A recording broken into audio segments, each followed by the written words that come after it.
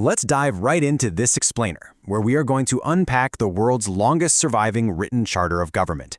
Today, we're taking a roughly 200-year-old legal text and translating it into what is essentially the operating system of the United States. It is a wildly fascinating document that has guided a nation through centuries of just immense, unimaginable change, and we're going to see exactly how it was built to do just that. To really understand this blueprint, we have to put ourselves in the founders' shoes and look at the ultimate problem they were facing. They had literally just finished fighting off the British during the American Revolution, right?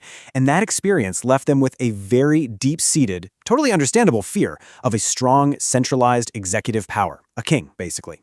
So the monumental challenge was this. How on earth do you design a national government that's actually strong enough to function and get things done, but limited enough to protect the people and the states from a brand new tyranny? Well, the answer starts with three iconic words in the preamble: we the people. Right out of the gate, this establishes the entire logic of this new government. It firmly asserts that the power of this framework doesn't come from a king or the states, but derives directly from its citizens. It then goes on to outline the ultimate goals of this whole system, to form a more perfect union, establish justice, and secure the blessings of liberty. Okay, here is our roadmap for today. We're breaking this down into 4 parts. 1. The secret summer of 1787. 2. The architecture of power. 3. Defining the government. And 4. A living, evolving document. Let's kick things off with Part 1, the secret summer of 1787 and scrapping the old system. Picture this. The year is 1787. The country's previous operating system, the Articles of Confederation, was completely failing. The central government was terrifyingly weak, and this was starkly highlighted by domestic uprisings like Shays' Rebellion. So starting in May, delegates actually locked themselves inside Independence Hall in Philadelphia. Through a sweltering summer with the windows literally nailed shut in secret, closed sessions, their goal completely shifted from just revising the old rules to drafting a radical, entirely new framework. All through that grueling summer, they debated. And the Constitution we have today is fundamentally a masterclass in the art of compromise. Bridging the massive gap between the varying interests of the country was tough, yet a major clash between large states backing the Virginia Plan and small states pushing the New Jersey Plan. Smaller states fiercely feared being outvoted by the bigger ones, which led directly to what we called the Great Compromise, creating a Senate where every single state gets exactly 2 representatives, regardless of their size. Which brings us to Section 2, the architecture of power and preventing a king. Now, you might be wondering about the core philosophy designed to safeguard liberty here. And it brings us to a really interesting distinction. The founders actually feared a pure democracy. When they talked about democracy, it was often in pretty negative terms, mostly because they didn't see any historical examples of direct majority rule actually working on a large scale. So instead, they carefully structured a republic. They prioritized a balanced, representative government over direct, pure majority rule.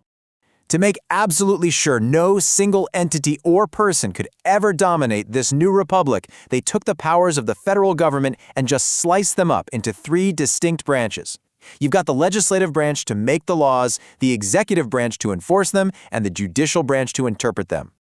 And this brilliantly illustrates the dynamic system of checks and balances in action. It's hardwired right into the architecture. The president can check Congress through a veto, right? But then Congress can limit presidential power right back by overriding that veto with a 2/3 majority. And the courts? Well, they can check both through judicial review. It's kind of like an elaborate, high-stakes game of rock, paper, scissors, where ambition is literally made to counteract ambition. Let's move to Section 3, defining the government, essentially the user manual. When we look at the document itself, it acts as a literal user manual for the nation, and the order of the articles is incredibly telling about what the founders prioritized. Article 1 creates Congress, the legislative branch. To them, in a republic, the representative branch would and should be the most powerful, which is exactly why it comes first. Article 2 outlines the presidency, giving powers similar to a British monarch like commander-in-chief in foreign policy, but with really strict limits, like needing Senate approval for treaties and appointments. Finally, Article 3 establishes the judicial branch, which was actually the least defined in the original text.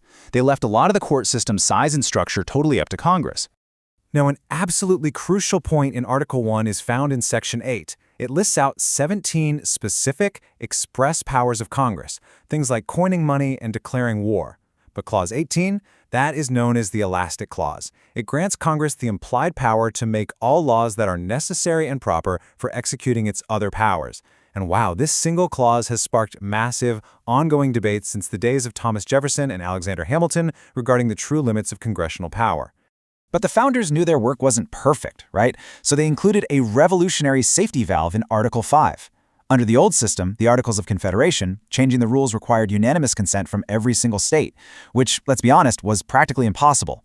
So Article 5 outlines a peaceful method to amend the Constitution, requiring a 2/3 majority in Congress and 3/4 of the states. They fully acknowledged that this document would need to adapt. And that perfectly transitions us to Section 4, a living, evolving document, patches and updates.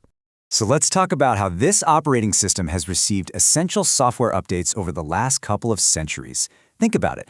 Despite monumental, unimaginable shifts in society, technology, and global politics since 1787, this foundational text has only been formally amended exactly 27 times. Most of these changes have been critical additions, protecting rights, or making necessary technical corrections, like just changing the start date of a presidential term. The very first updates were added almost immediately, back in 1791.